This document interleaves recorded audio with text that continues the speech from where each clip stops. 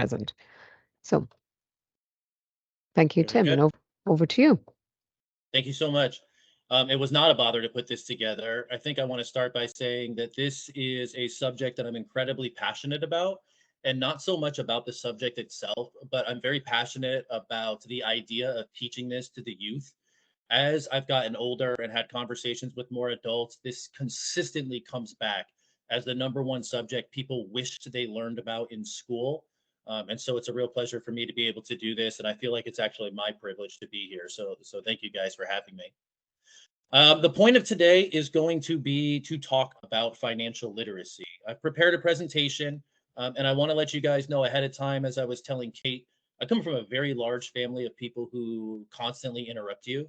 And so if you guys have questions, comments, feedback, please put it in chat. I like being interrupted. It makes me feel like I'm at home. And candidly, an interactive conversation is always going to be better. I like to think that comprehension is significantly better than retention. And in order to comprehend things, we need to ask questions about them. So I can't see the chat. Kate can. She has thankfully committed to letting me know if someone posts in there or has a question. She will interrupt me and I will address the question right away. So, first thing I want to talk to you guys about is who am I and why am I even here? And so I want to touch on this a little bit. Currently, I sit as the president of a recruiting firm called Career Path Northwest. I'm the vice president on a board of directors. This is a non paid position that I volunteer my time for that focuses on the generational trauma of drug use, mainly focusing on women who are pregnant or have recently given birth. We also have some programs that support men as well, but that is my volunteer commitment. And then I wrestled with putting this in the slide. I don't know if it comes across as unprofessional, but it's true. I'm a junior high dropout. I survived the OxyContin crisis. I would venture to say that everybody here has more formal education than I do. My last full year of school, I posted a picture there, was eighth grade. That's the group of friends that I had. The bottom right is a little bit of a joke, but this is my first year back in school as a presenter or as a teacher. And so the reason I tell you that is so that you know that it doesn't really matter what your background is from an education or an economic standpoint. This information is useful to everybody, and this information helped me get out of some pretty sticky situations, which is why I feel like I'm qualified to talk to you guys. So, a little background on me: I was also in an alternative school program in Monroe. I had stopped going to school in ninth grade due to some poor choices in my life, and there was an attempt to quote unquote help me, and so that was put into an alternative program. At one point in my early adulthood life, I was $40,000 in debt, was homeless, I had warrants, I was a convicted criminal, I damaged almost all of the relationships in my life. I had a very small bout with a drug addiction. And pretty much every friend that I went to high school with right now is dead, with the exception of one. These were all victims of the OxyContin crisis, which some of you may not be familiar with, but it was a pretty serious epidemic in the early 2000s. And I was still able to find a way to become financially literate, financially secure. And so the point of this is to let you know that no matter how bad of a situation or good of a situation you're in, it's possible to find your way out. So, how did I do it? I'm going to go through this slide very quickly. This is not the point of the conversation, but it's important that you know. I chose to change my belief system. I personally believe that beliefs drive behavior. And some of the beliefs that I adopted as a young adult that helped me turn my life around was being responsible for all aspects of my life, even the ones that I really wasn't responsible for. I learned that life is a reflection of my choices. It's possible for me to accomplish my goals, that I deserve the life I desire. And probably one of the most important pieces is that I started to believe that the information that I'm missing exists somewhere, but I have the ability to go and find it. And so I really never felt void of information because I became confident in my ability to go retrieve information that I feel like I needed to do whatever I was about to do. I developed discipline, I discovered my why, and then in here, I say that I define discipline as the ability to say no to things. And I say that that's my definition, not Webster's, whoever that Webster guy is. But honestly, that definition was given to me by Andre Taylor like 9, 10 years ago. That's my best friend and business partner. And one day he said, discipline is the ability to say no to things. And that really stuck with me because at that point I thought that I was, tough and resilient. But I realized that in order to be truly disciplined, you have to be basically capable of saying no to things that you want to say yes to. So that was very important to me. I started to form healthier relationships. I minimized relationships with people that weren't aligned with my life goals. You can't always eliminate those people, but you can minimize them. I definitely eliminated friendships with people who were committing crimes or doing hard drugs. I minimized relationships with people who had an excuse making mindset. I started to find people who had a growth mindset. And then I started to find people that lived a life much closer to mine. Andre's mother had a phrase that if you hang with nine, you're bound to be the 10th. And so I started to adopt that into my life and try to find nine other people that essentially I wanted to be like. Enough about me. That's not the point. Today's agenda, we are going to go over what is financial literacy. We're going to go over a budget. We're going to go over savings and the different types of savings accounts and generally how you should apply money to savings. We're going to go over credit cards, credit scores. We're going to go over interest. It's funny, I put in this slide inflation, and it might be one of the most important words that we discuss, but throughout the presentation, I don't talk about it at all. So at the end of this, I'll make sure to save some time to discuss inflation as it's very, very important. We'll go over some basic major purchases. We'll very briefly touch on investing, and then I'm going to give you guys three general principles that I followed that I would encourage you guys to follow as well. We have some learning objectives today. That is the academic term, but essentially these are things that I think that you guys should be able to do, or I would like you guys to be able to do after this presentation. I want you to walk away feeling like you can make and manage a budget. I want you to walk away feeling like you can determine where to put your excess monies. I want you to walk away feeling like you can make an informed decision when obtaining a credit card, more informed decisions when buying a car, that you can better find and impact your credit score. And then again, we will be able to define inflation and understand how it impacts you. If I don't remember to bring that up at the end, please somebody remind me. That's very important. I've given some handouts to Kate that I'm sure she has or is about to share with you. One of those documents is a quick link to getting your free credit report. Another one is to an app that manages your credit score. I put some questions on that sheet that you guys can ask when you go to get your first or next credit card. I put some things on there about when purchasing a car, including a link that allows you to track out the average cost of that car by make and model. And if you have any questions on that stuff, feel free to contact me however it's appropriate, and I can give you further clarification. We'll start with if there's any questions. Kate, is there any questions, or do you see anything from anybody in chat? I do see just a gratitude comment from Miss Amy Dahl saying that thank you for the wonderful materials. She has already adapted them and will be utilizing them in math class. Thank you. Excellent. Amy's amazing. I would also like to tell you guys that math is not necessary to be financially literate. I do believe in math. I think it's one of the best subjects you can study. But again, it has no correlation to your ability to understand finance. So if you're like most people who aren't exactly thrilled about math, know that you can still be financially literate even with minimal math knowledge. Another belief system. All right, so what does it mean to be financially literate? You guys have been given a handout. From what I'm told, you'll be given credit for this handout. Being a former student, I want to make this as easy for you as possible. Again, the point is comprehension, not retention.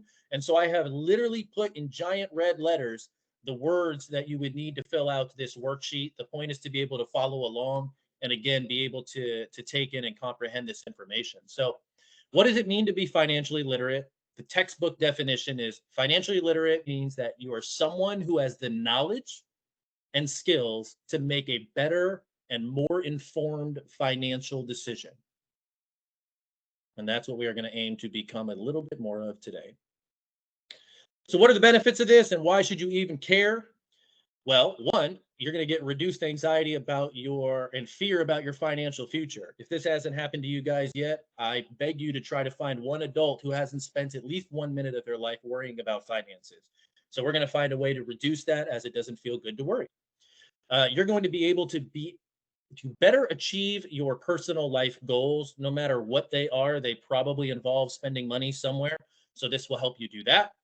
To be financially literate, that will help you pass on useful knowledge to people you love and care. I'm going to take a second to talk about that. There was a study done through a university that determined that 83% of millionaires are self-made in the United States. A lot of people wouldn't believe that to be true, but it's true. And the reason is because you can pass down money, but you could easily spend $40 million on a yacht and blow it all. And a lot of people do. You hear about lotto winners. But when you start passing down knowledge about not only how to improve the amount of money you're making, but also keep it and grow it, that's where generational wealth knowledge really comes into play. And so this will be able to allow you to talk to people you love and care about that and help improve their life. Learning about financial literacy gives you a feeling of independence. It also helps you avoid being taken advantage by other financially literate people. It is a very true thing in life that some people have a very, very deep knowledge of finance, and candidly, they know how to benefit from people who don't. And so we're going to talk about how to outsmart the smarties today and make sure we don't get taken advantage of. And then in the end, everybody wants more money, so you will have more money. So the question then becomes, who can do this and who should not? Well, this is a little bit of a joke of a slide. So anybody that has a brain, a will, and a desire can be financially literate. So if you're here, it is possible for you to be financially literate. Those who should not is anyone who just hates being happy and feeling in control of their life, right? If for some reason you just don't like being happy, you don't like being in control, then this information is going to be completely useless to you, which I find probably to be improbable. But realistically, those are the only people that shouldn't invest a little bit time into becoming financially literate. So, in order to have excess funds, you need to generate more than you spend. So, if you don't know how much you're taking in versus how much is going out, then there's absolutely no way for you to even know how much you have left over or what to do with it. So, we'll leave this slide up for a bit because there's some red words on there to fill out your worksheet. I also have put in the bottom one of the three principles, which is you cannot manage that which you don't measure. That was taught to me by a very, very smart person. If you're not measuring it, you can't manage it. So therefore, we need to measure by using a budget. Budgeting. Okay. So what is budget? Why do I care? Why is it important? Well, a budget is a plan, and it's a plan on how you intend to spend your money over a long period of time or any period of time. It allows you to know what you're taking in, where it's going, and it allows you to determine how much money you can spend on absolutely ridiculous purchases like gaming PCs, PlayStation 5s, clothes, whatever you want. I put in here again another principle, and that is if you fail to plan, then essentially you're planning to fail. I want to let you guys know candidly that I'm a generally lazy person. And why I tell you that is because I really don't like doing things that have no impact or benefit. And so budgeting is probably the least amount of effort for the greatest amount of return that you can possibly get. So if you walk away with anything today, it's make a budget. You've been provided an Excel spreadsheet with all the math pre-figured out. You can just drop in the numbers and it will actually produce how much you have in excess or how much more you need to cut out of your budget. I made it very easy for everyone here, but this is definitely one of the most important things you can do. And something that helped me turn my life around is when I just started spending 10 minutes making a budget. So, how do you make a budget? Good question. A budget should include the following categories: how much money is coming in? Make sure you account for taxes. The reason I say that is because if you're making $25 an hour and you start to put in your budget that you take in $1,000 a week, that doesn't account for taxes. You want to make sure that you're using your post tax income. Your budget should include things that are in the needs category. That's shelter, utilities, food, garbage. I say stay hydrated. I read a stat the other day 75% of Americans are chronically dehydrated. Drink your water, put it in your budget. Phone, gas, transportation, and then car insurance, bus fares, Ubers, trains, planes, boats, however you get around. Those are going to be in your needs category, which is all pre-filled out for you on the budget that I supplied. Our next category is debt. We have to include debt, right? So we might have some stuff in collections. We might have credit cards we need to pay, student loans that we need to pay, personal debts. You know, you owe Uncle Ricky $50. You might want to pay Uncle Ricky back. We have our savings accounts. There are different types of savings accounts. We'll talk about those, how to use them, where to find them. Then there's the ultimate goal, which is to be able to invest. We'll talk a little bit about that. And then we have our wants category, which is essentially anything that doesn't fit into any of these boxes that you see on this screen. These are the things that we want to include in our budget. These are the things that have been included in the budget that I've supplied you guys. So the next natural question is, what should not be in a budget? Well, what you don't include are tax refunds, side hustles, gambling wins, or any non-guaranteed income. So if Uncle Ricky owes you $50, I probably wouldn't put that in my budget as income. How often should you review or revise this thing, right? This isn't something that you have to do every day or even every week or really even every month. The only times you need to change your budget is anytime there's a change in your income or expenses. So if you start making more money or making less money, spending more money or spending less money, spend 5-10 minutes, redo your budget. And then it's importantly that you figure out what you're going to save for, right? Savings is necessary. It is guaranteed that at some point in your life, you're going to have an unexpected expense. It's guaranteed. So you'll want to be prepared for that. And that is one of many things we're going to save for. So I'll leave this up for about another 15 to 20 seconds as there are some red words in here to fill out on your worksheet. I really wanted these GIFs to autoplay. These were supposed to show you people who had really good ideas of what to save for. All right. All right. So what we're saving for, we're going to be saving for unplanned expenses. These are things like car repairs, medical bills. Anybody who has a pet and has been to the vet knows that the vets are expensive. We need to plan for that. Emergency trips. It's kind of morbid, but there may be a death in the family in another state, and you have to hop on a plane right away and go attend an end of life celebration. New phone. Last weekend, my phone died on me. It was very unexpected. It was very disappointing. And so, fortunately, I had some savings and I was able to go get a new phone. But really, anything that breaks, you want to be prepared for. These are in the unplanned expenses category. You're also going to want to save for major purchases. Different people have different goals, different things that they're going to want to buy. Some of the more common ones are homes, cars, recreational equipment, or school. So we'll want to be making sure that we save for some of our goals and some of our major purchases. Ultimately, you want to save for retirement. Listen, if you haven't figured this out now, I can absolutely guarantee you that you do not want to work forever. Even if you're passionate about it, at some point you will become tired. Your priorities in life will change, maybe to family or volunteer opportunities. But I don't know a single person who wants to work forever. So we want to make sure we're planning for that by contributing to our retirement. All right, big screen here, big red letters. This goes on your worksheet. We're going to take a little bit of time on here. This stuff is important. What are my saving options? When should I utilize them? I have three very, very traditional types of accounts here. So first, we have our standard savings accounts. Some of you are probably already familiar with this, but these are savings accounts that you get them from your bank. They're connected to your checking account. They're good for unplanned expenses. They're good for things that require immediate and urgent cash. In a perfect world, you have at least 3 months of living expenses saved in this account. Some people will say 6, some people will say 12. That's really just about how risk adverse you want to be. The more you have there, the better. But I would say minimum 3.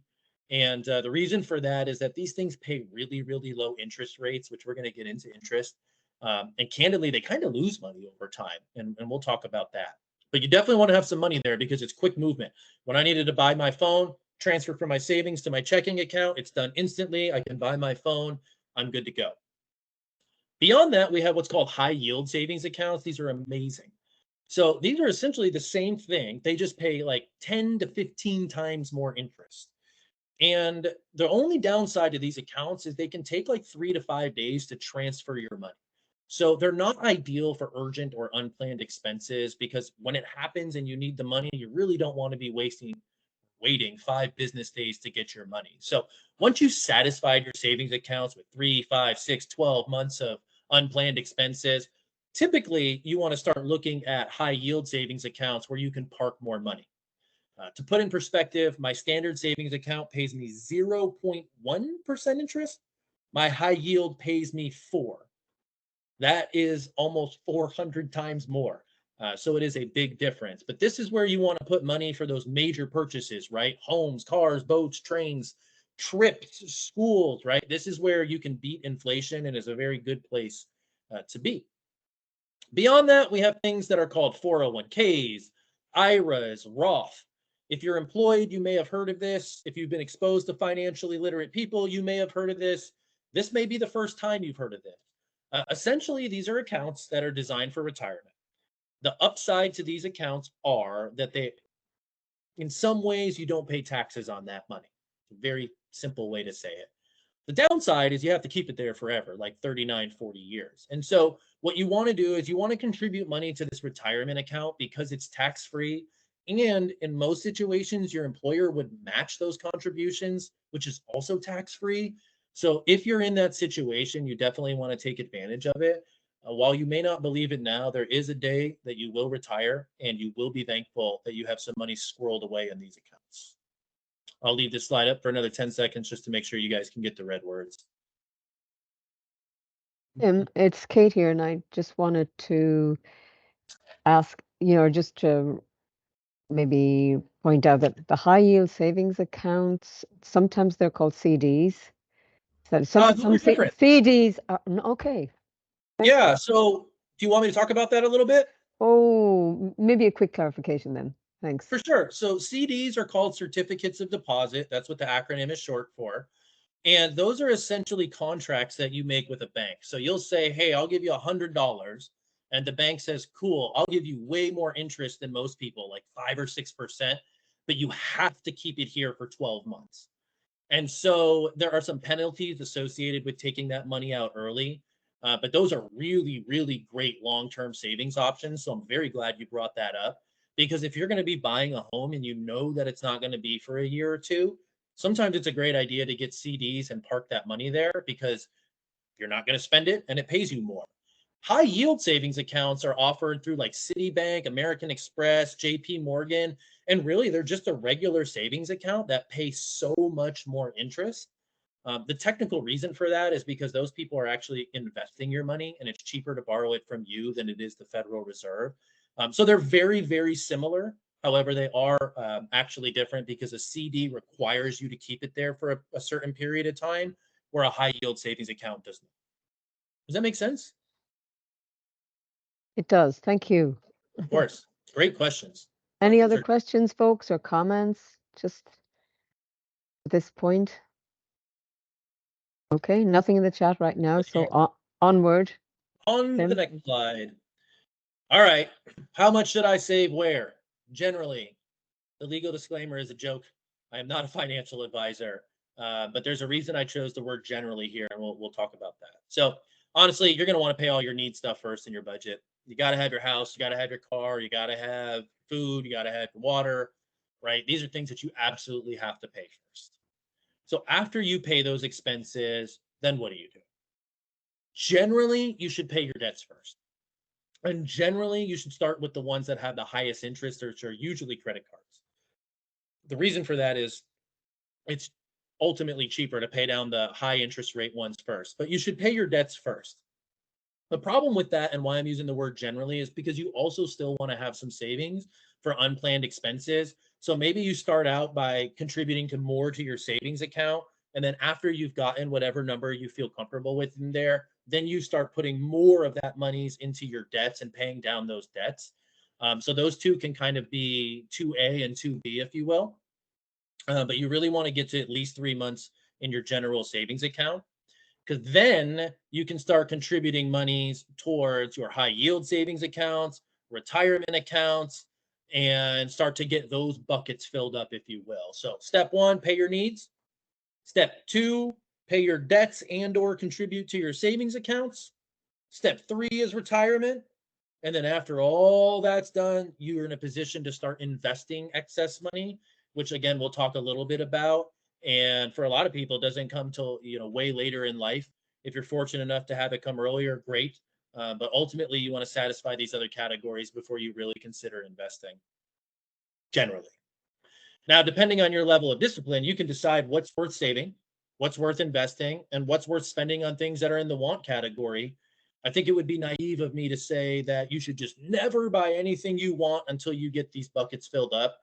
That would be extreme discipline and that would be ideal, but it's not really realistic. And so you have to use common sense. You have to have your budget done, look at your budget to start making some of those decisions on whether I should invest in that, piece of clothing, that gaming PC, or if I should just contribute it to my retirement account. I'll leave it up for a bit as there's some red words on the screen and see if there's any questions.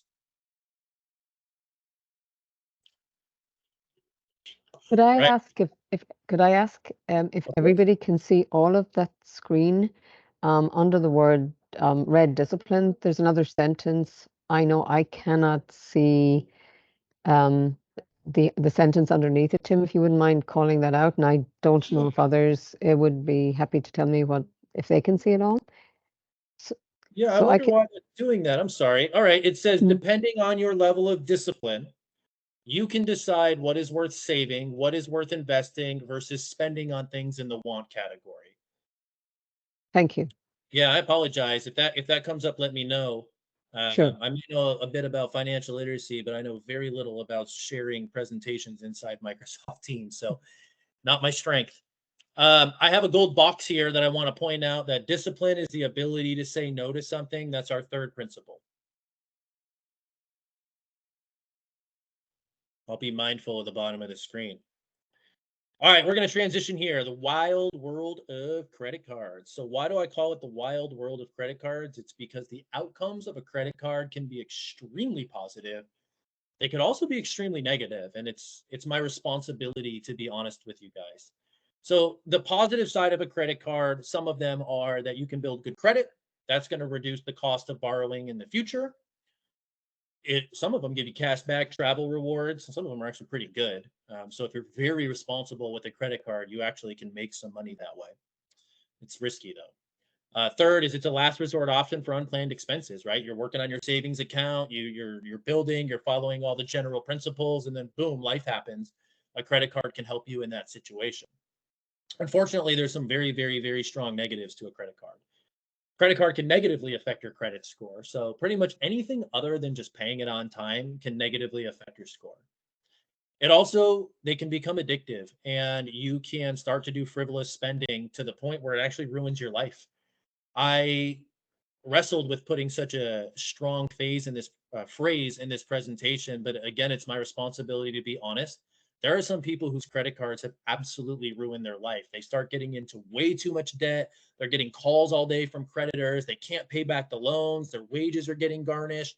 So you just really want to make sure that when you get a credit card, you're aware of what can be positive from that decision, but also what the negatives could be to make sure that you don't get yourself in trouble. Couple red words on this page as well too for the people that are following along. Can we see everything on this one, Kate? We can. Okay. Thanks. I'll just assume yes. You can interrupt me if not. Sure. Thanks. All right. Yeah, this one we're going to have one of those issues. Okay, so credit cards have high interest rates. Okay, I didn't say that. I said they have interest rates that are almost astronomically high. That's very true. So what that means is that very financially literate people, they are planning and sometimes they're even hoping that you don't make the full payment or that you get into a situation where you can borrow more than you handle. This is how they make money. So this is where we go back into not being taken advantage of by financially literate people because we want to outsmart these very, very smart people. So the way we do that, simple. We borrow as little as we have to, and then we always make the full payment on the monthly statement. Almost every credit card out there will charge you zero interest if you make the full payment at the end of the month, and that is always the best idea to do. The bottom here, if you can't see it, says never, and that's in red. Never make the minimum payment in order to afford things in our want category. And I'll give you a second to digest that before I provide an example and give you a second to fill in the red words. Okay. I think I skipped a slide. Did. All right, it's called the minimum payment trap. I wanted to call it the minimum payment death trap, but I was talked out of that. So I'll just say it here. But credit cards, they have a minimum payment amount, right? Sometimes it's a flat number, sometimes it's a really small percentage of the balance. And when you get that credit card statement, it might say minimum payment due $21, and it looks very attractive. However, if you only make the minimum payment, it's going to cost you severely. So, for those of you that have things you want to buy in life, right now, I think it would make some sense for you to either think about spam chat with whatever you would spend $500 on right now is an absolute ridiculous purchase, right? Think about that, put it in chat. Once you get it in your mind's eye, consider this. If you buy whatever that item is, and you only make the minimum payment on your credit card, and I use the average interest rate, I Googled it because I don't know it. It will take you 31 months, that's almost 3 years, to pay it off. And it will ultimately cost you $822.34. So that is the best case scenario for the credit card company. It's the worst case scenario for you. And essentially, it's the minimum payment trap because in those 31 months, it's virtually guaranteed that you'll put more money on the credit card and you will just never, ever pay it off. And you'll be paying interest for an extremely long period of time. So, one piece of advice I would love to pass on is please don't get caught in the minimum payment trap. It is exactly that. It's a trap and it's designed to take as much of your money as possible and give it to them. So, what we should use credit cards for is important to discuss. You may not be able to see this, so I'll read it all the way through. We want to use it for extreme and urgent unplanned expenses that you do not have savings for. So these could be funerals, car repairs, vet bills, extreme expenses only. Yeah, it's funny they say extreme because vet bills are always extreme. So these are things that you would want to consider using your credit card for. Things I would not use it for are PlayStation 5, clothes, or literally anything in your want category. I recognize that that's not always realistic. There's going to be things you want and things that you buy on your credit card, but make sure that you have a plan to pay that off at the end of the month so you don't get stuck in that minimum payment trap. I'll leave this up for a second and then I want to share a personal story. So, after I had paid off all my debts, I basically had PTSD from credit and was like, I'm never borrowing money again. 5, 6 years went by, and I decided it was time to start looking at purchasing a home. I was very fortunate. So I made an offer on a home. Started to look at mortgage options, and they came back and told me, sorry, Tim, you can't have a mortgage, not because you have bad credit, but because you have actually no credit at all. And so apparently, no credit is a bad thing. It is.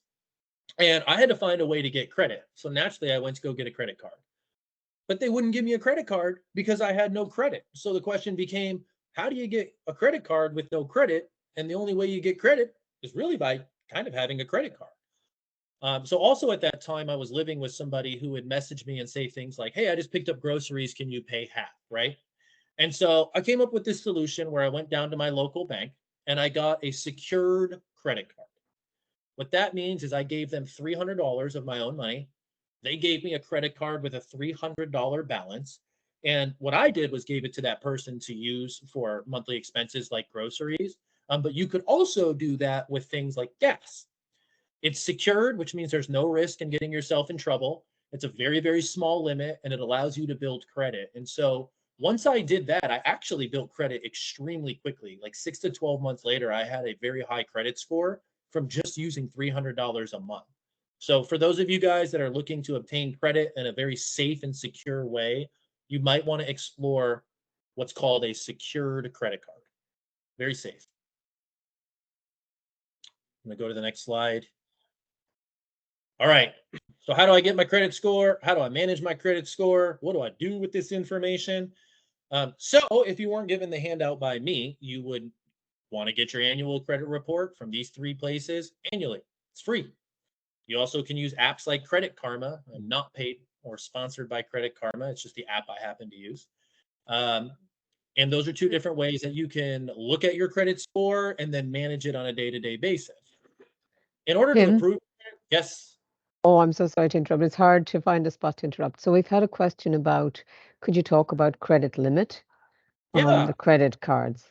Thank you. Yeah, absolutely. So what a credit limit is basically how much money you're allowed to put on that credit card before it gets declined when you're at the register.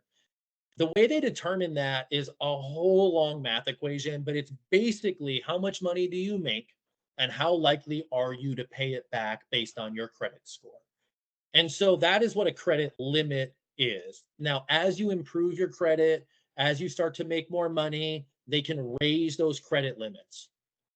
Whoever asked that question, thank you. Because the second half of my story is that that same Thanks. $300 credit card that I got is now still in my wallet. It's my only credit card and it has a $1,000 limit. So I did actually increase my credit limit uh, after a few years. So very great question. And I'd be happy to talk more about that if they don't feel like that satisfied what they were looking for. Thank you. Good. Okay. So the third thing here is very simple. Improve your credit score by borrowing as little as possible, paying it back in full. It's a very simple way to keep your credit score high. And that's what you want to do. Now, you guys don't really need to look this stuff up. That form that I sent you has direct links. You can literally click it, fill out the form. They'll mail you your credit report so you'll know where you're at.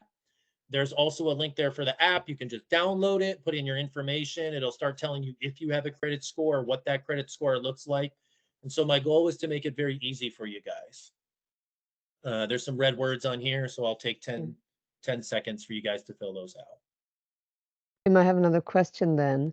Yes, ma'am. So if just because there are these, Equifax and TransUnion, Experian, these credit reporters, but is there a warning about people just playing around, checking out their credit status every week or frequently? I think I know what you're asking. So no, but yes. So there are things called inquiries. So if you're constantly filling out applications to borrow money, they do put slight dings on your credit for doing that. So if you're filling out credit card applications, store card applications, car loan applications, whatever, those actual inquiries do have a very small effect on your credit score. However, via federal law, you're basically owed one credit report a year from these three agencies. The link that I provided does not do an inquiry on your credit score. It just literally will send you the information that they have that they're using to give you the score. The second box, Credit Karma, it's literally just an app you look at that will tell you where your scores are at. Honestly, I probably check it like once every 6 months now. But again, just logging into that app and looking at it will not ding your credit score. It's only when somebody is checking your credit for the purpose of loaning you money. Very good question. Or sometimes landlords will as well. Many of our students are at the age of living independently or planning to, and landlords may do a background check, which involves pulling your credit score. Absolutely. That's very common. And it's important to know that that will negatively affect your credit score. But this doesn't live in a vacuum, guys, because you have to get your credit checked to get an apartment or a home. It's an evil necessary, right? So I wouldn't worry too much about that. If you start getting to the point where you go fill out 6, 7, 8, 9, 10 credit card applications over the course of a month while in the process of buying a car or a home, that could actually impact your life. So there's going to be a lot of like technicalities to this stuff that we could discuss in more depth. But as far as how does it actually impact my real world life, those things likely won't. But they do exist, and those are very good questions. And we could explore those more if desired. We feel good? Can we keep going? Please, thank you. Great. Okay. Love the questions. All right. We're going to talk about buying a car. Buying a car is a major purchase. So you got to figure out, well, how much am I going to spend on this thing? You can't do that until you've completed a budget. So please fill out your budget. I'm in negotiations with your teaching staff to get you extra credit to fill out that budget form. So we're going to work on that. But you definitely want to complete your budget, and then you will know how much money you have left over. You're going to want to consider the long-term repair costs of that car. A lot of people want to go out and buy a German-made luxury car, max out their budget, and just essentially have a nice vehicle to drive. But you're going to want to consider the long-term repair costs of that car. I provided you guys a link to a very, very great website where you can put in the make and model of whatever car you either have or are looking at, and it will tell you the average annual cost of repairs. Personal story here. A few years ago, I went and bought a car that was basically the max for my budget. I learned a very valuable lesson a month and a half later when the motor mounts went out. My previous car, it was $600 to replace, though. This new car was $5,000. And I still have nightmares about that. That was terrible. And so I learned a very, very hard lesson there that you need to consider the long term repair costs of whatever vehicle you're buying because it's probably going to have an issue at some point. You're probably going to have to pay for it. So please learn from my mistakes. And I wanted to make sure that I provided the link for you guys to be able to prepare and plan for that. Ideally, you want to pay cash for a car. That's ideal. However, in the real world, most of us are making payments. So you want to keep a good credit score so that way those payments can be as small as possible. It's really that simple. I'm going to leave it up here for a few seconds because there's some red words on this screen. And if anybody has questions, feel free to ask now. Okay, moving on, slide 22. We made it to investing, guys. So let's say you did everything. You got your income up, you got your savings accounts full, you got your car paid for or making payments on it, your cell phone's fine, life's great. You have excess money, now you want to start investing. Well, there's a couple basic ways to invest. There are a lot of ways to invest money, but some of the general ones that you guys are going to hear about all of the time are stocks. Stocks are essentially you buy companies and you buy the ones that you think are going to do well and you hope that they do well and then you sell them and ideally make a profit for that. So that's how some people invest. They purchase individual stocks. Beyond that, there are things like mutual funds and index funds that I didn't want to get too far into today, but those are essentially just groups of stocks and it minimizes your risk. So those can be good. Real estate is another great place to invest. There's a lot of debate on financial like gurus on if your own house is an investment. It is. That's my opinion at least, and I'll argue that to the grave. But anytime you buy a house or you buy a property that you're going to rent or that you're going to live in or you're going to Airbnb it or whatever, those can be investments and they can be good investments. Then I'm going to include crypto. I'm going to include crypto because it is here. People are investing in it.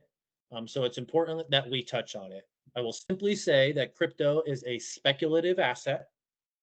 It's high risk and it's high reward. A speculative asset means that the value of it is only based on the fact that you think somebody else will want to buy it in the future. So, like a stock is based on a company's performance, real estate is based on the fact that there's a physical structure and it might be in a desirable area.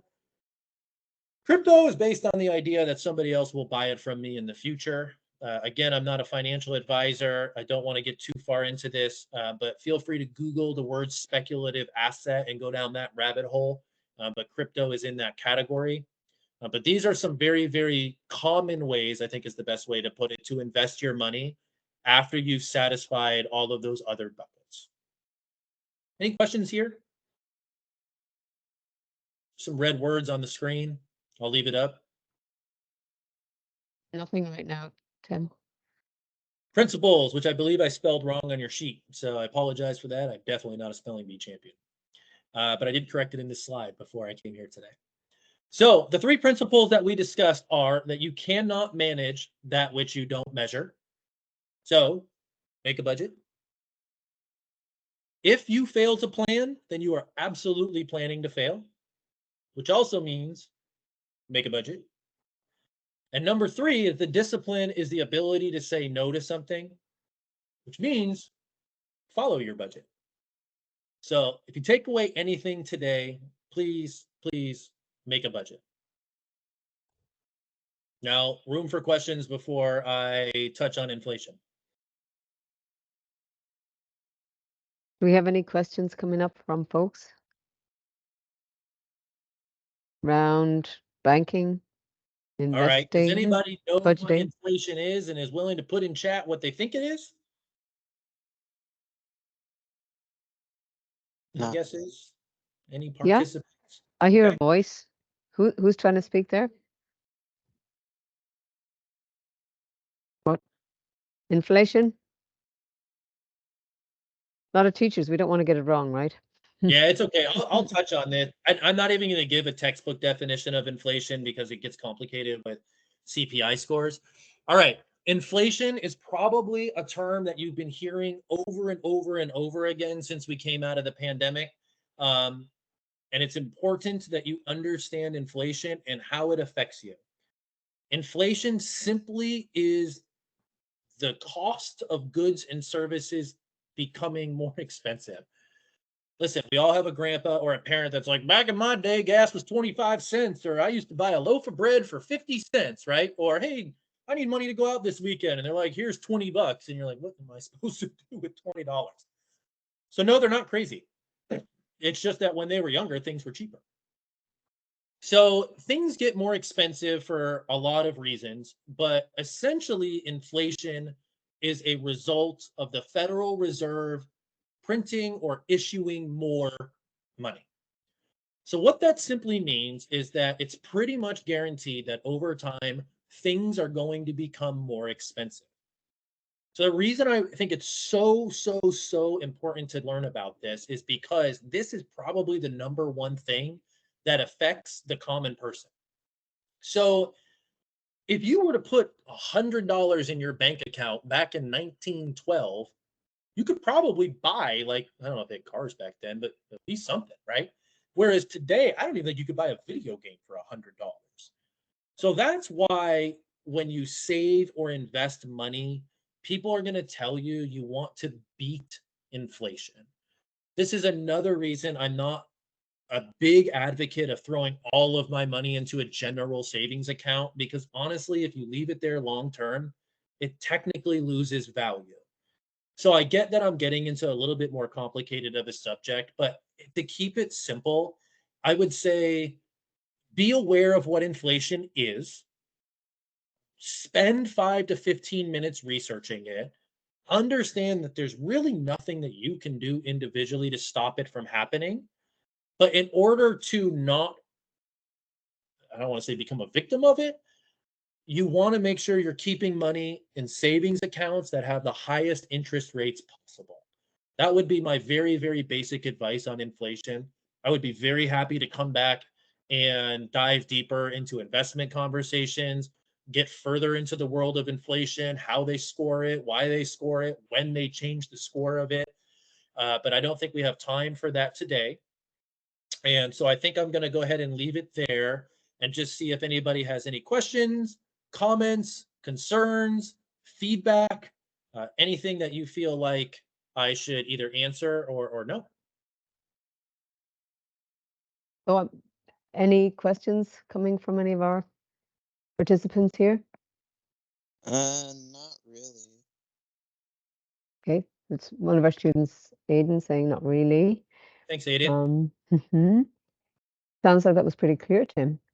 Yeah, I'd like to.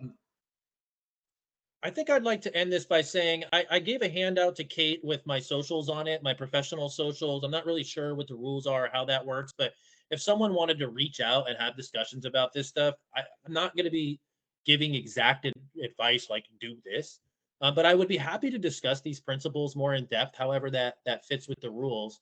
Um, Another thing that I would like you guys to know is that this stuff can be complicated and it's not normally taught.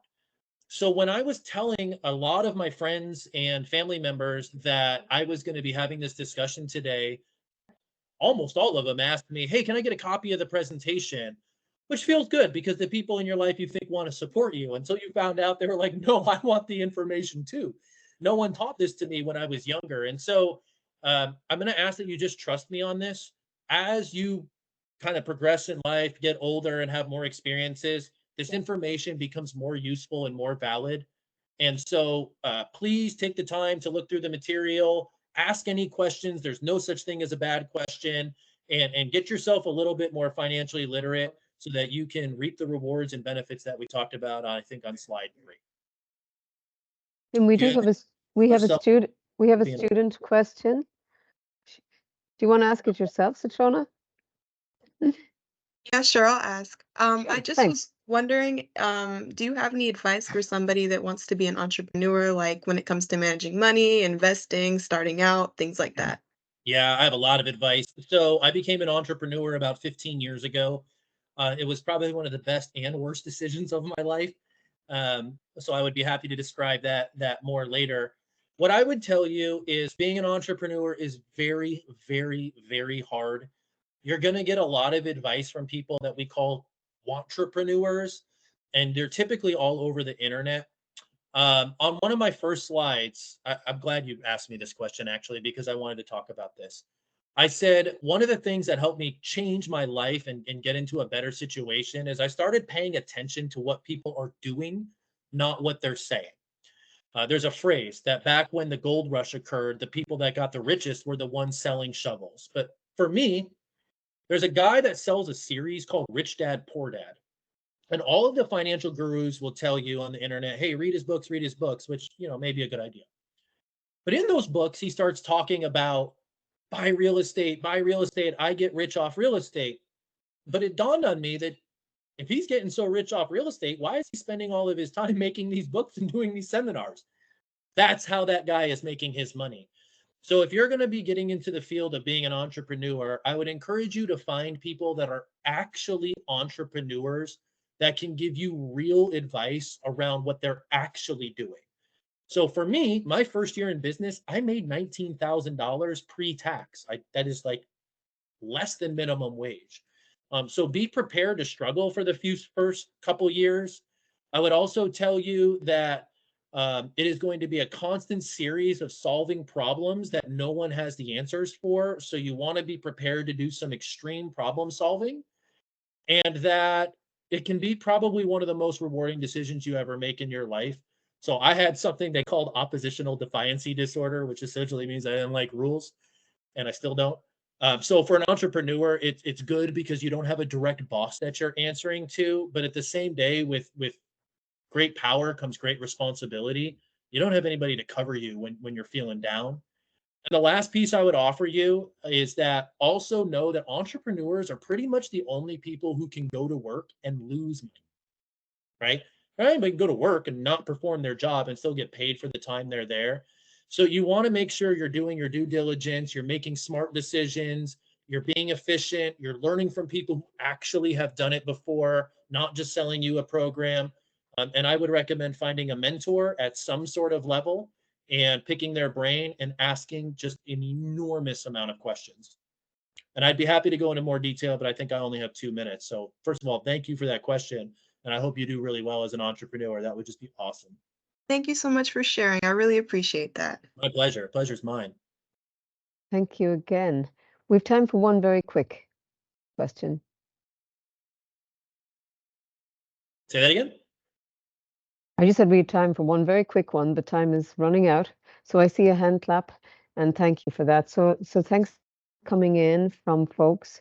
And Tim, again, that was awesome. You did it, really dove into budgeting, which was essentially, one of the big parts of what we had agreed to. You also looked at banking, investing, and put us in the picture about inflation and gave a fine answer about entrepreneurship to Satrona. So thanks again for all the prep you did prior to the presentation, and we look forward to working with you again, hopefully, in next academic year. Anytime you want. Thank you guys so much. I really feel like, again, this was my Mm. privilege. Make a budget, research inflation if you do anything today. Thank you, Kate. Thank you, everybody who attended. And I look forward to speaking with you guys, seeing you in the future. Thank you so much, Good luck Tim. in business. Take I good hope you do care. well. Okay, bye. Thank you. Continued success to you guys.